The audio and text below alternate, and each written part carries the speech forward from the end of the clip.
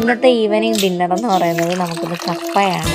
നല്ല ചൂട് കപ്പയും പുളിമുളകും കട്ടൻ ചായയൊക്കെ ഉണ്ടാക്കാമെന്ന് വിചാരിച്ചു. അപ്പോൾ അത് കപ്പ വൃത്തിയാക്കി അടുപ്പിൽ വെച്ചിട്ടുണ്ട്.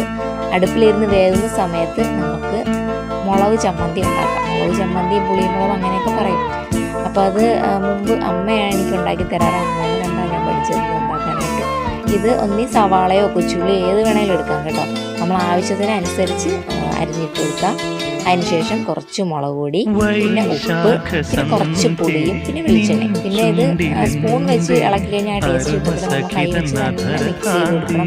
നന്നായിട്ട് മിക്സ് ചെയ്യണം. മിക്സ് ചെയ്തതിന് ശേഷം നമുക്കൊന്ന് ഉപ്പ് നോക്കുക. അപ്പോൾ ഉപ്പും പുളിയും ഒക്കെ നല്ലോണം ഉണ്ട്. അതാണ് എൻ്റെ മുഖത്തെ എക്സ്പ്രഷൻ നിങ്ങൾ കാണുന്നത്.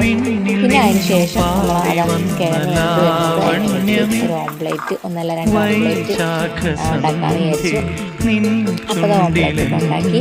പിന്നെ കുറച്ച് കട്ടൻ ചായ ഉണ്ടാക്കിയിട്ടുണ്ട്. ചൂട് കട്ടൻ ചായയും കപ്പയും എരിച്ചമ്മന്തിയും ഓംപ്ലേറ്റും എല്ലാം കൂടി കൂട്ടി കഴിക്കണം. അപ്പോൾ അതൊരു വല്ലാത്തൊരു സന്തോഷവും സമാധാനമാണല്ലേ. നമുക്ക് എല്ലാവരും ചേർന്നത് ഇങ്ങനെ കഴിക്കുക എന്ന് പറയുന്നത് ഏറ്റവും വലിയൊരു സന്തോഷവും സമാധാനമാണ്.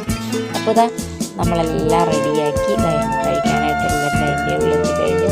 അപ്പോൾ ഇങ്ങനെയൊക്കെയുള്ള ദിവസങ്ങൾ ചുരുക്കമാണ് കേട്ടോ. എല്ലാവരും കറക്റ്റ് ഡൈനിങ് ടേബിളിൽ ഇരുന്ന് കഴിക്കുക എന്നൊക്കെ പറയുന്നത് അത് ഓണോ അങ്ങനെയൊക്കെയുള്ള സമയത്തായിരിക്കും കഴിക്കുന്നത്. പിന്നെ എല്ലാവരും ടി വിയുടെ അടുത്തും, ഒരാൾ മൊബൈലിൻ്റെ അടുത്താണെങ്കിൽ ഒരാൾ ടി വിയുടെ അടുത്ത്, അങ്ങനെയൊക്കെയാണ് ഇവിടെ ഫുഡ് കഴിക്കാറ്. അപ്പോൾ ഇന്ന് എല്ലാവരുമായിട്ടിരുന്ന് ഒരുമിച്ചിരുന്ന് കഴിച്ചു. എന്തെങ്കിലും വിശേഷമുള്ള ദിവസങ്ങളിൽ നമ്മളെല്ലാവരും ഒരുമിച്ചിരുന്ന് കഴിക്കാറ്. അപ്പോൾ ഇത്രയുള്ള വീഡിയോ കണ്ടിട്ട് ഇഷ്ടപ്പെടുന്ന ലൈക്ക്